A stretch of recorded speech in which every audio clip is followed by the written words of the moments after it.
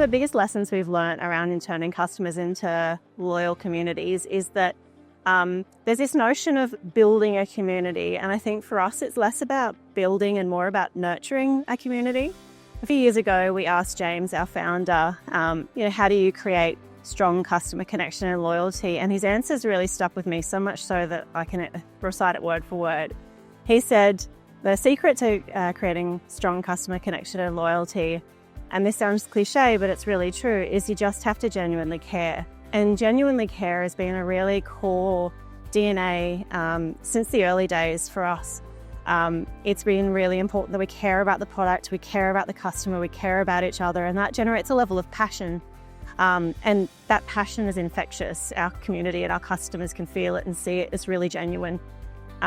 When we're engaging with our customers, people don't like to be sold to. So it's not about selling for us. It's about inviting them into the black milk world and engaging them and having a conversation, talking to them about the products and involving them in our upcoming ranges, whether it be through direct feedback or customer voting, that sort of thing. I mean, at the end of the day, if you're treating a customer like a transaction, that's all you're ever going to get from a customer is a transaction. But if you're building a brand with heart and that passion shines through, it's something that people want to be involved in.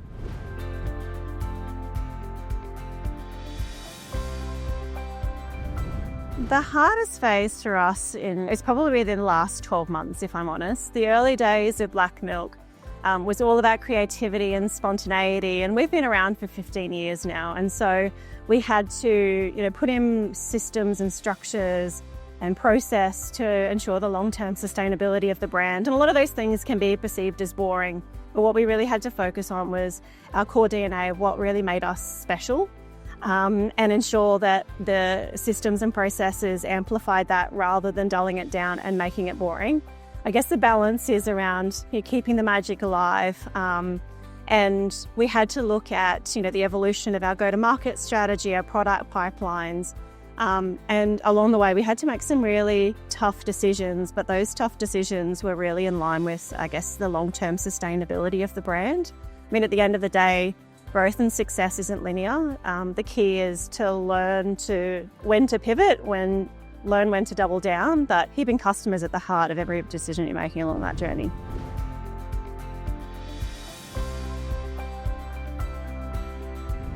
Look, it's really tough to drive business growth and keeping the identity strong. And I think for us in the brand, creativity, self-expression and fun has always been non-negotiables. And so it's been about understanding how to make commercial decisions that support those non-negotiables without diluting them.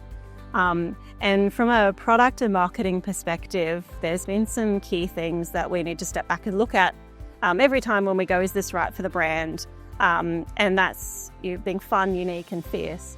And we've had some successes with that, and we've definitely had some learnings with that. We don't always get it right, and I think there's an element of needing to innovate and needing to test and learn. Storytelling is also another key thing that's really important. It's baked into our creativity and brand DNA, and that's how we really emotionally connect with our customers. We take them on the journey and we invite them into the Black Milk world and make it something that's truly special. Again, not just a transaction, not just a piece of clothing. There's a lot more that sits behind that. And also focusing in on community-driven insights so that we're delivering products that customers really love rather than chasing trends.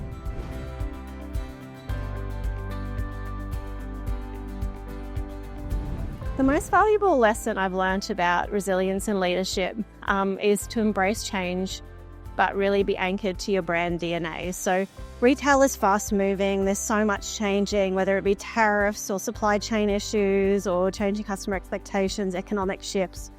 And resilient leaders aren't the ones that avoid that roller coaster. They're the ones that know how to adapt, to make tough decisions and really focus in on what matters.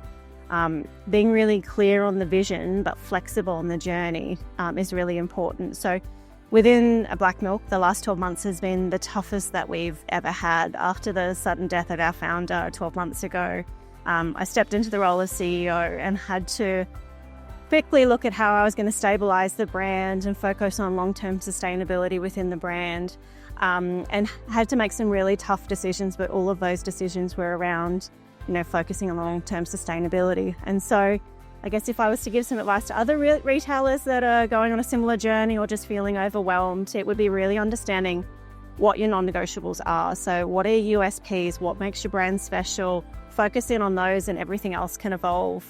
Listen to your team and your customer. They will know what is working and what isn't working. Don't be afraid to make the tough decisions. That's where growth is really going to happen for your brand. It's the brands that have the strengths and courage to make tough calls are the ones that are going to grow in tough times. And really seek out a support network, mentors, peers, other industry experts. We're all in this together and we can really learn from each other and pull together as a community. Being a resilient leader isn't about blindly pushing through. It's about adapting, learning, and leading with purpose.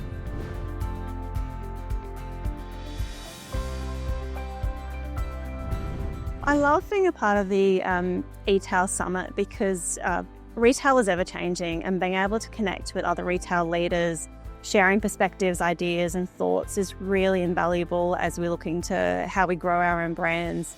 And speaking at eTail for me, it's been a really rewarding experience because it was a moment to take a step back and reflect on the journey that we've gone on, and it's been an epic journey over the last 12 months.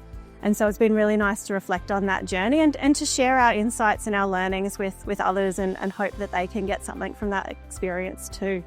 I really love in ecom the community that we've created in Australia, and events like these really help us to celebrate that community because we all get to share perspectives and learn, because we're all, at the end of the day, facing similar challenges. And if we get to learn from each other, we lift the industry together. So, it's the saying, a rising tide lifts all boats. So it's just really great to be a part of that.